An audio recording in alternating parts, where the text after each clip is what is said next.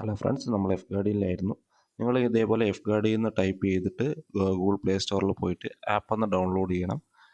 download ചെയ്ത ശേഷം നമ്മുടെ ആപ്ലിക്കേഷൻ നിങ്ങൾ ഒന്ന് വാട്സപ്പിൽ അല്ലെങ്കിൽ നമുക്ക് സ്ക്രീൻഷോട്ട് എടുത്തിട്ട് നമ്മൾ അയച്ചു തന്നു കഴിഞ്ഞാൽ, ഇതിൻ്റെ സ്ക്രീൻഷോട്ട് ഷെയർ ചെയ്ത് കഴിഞ്ഞാൽ ഒരു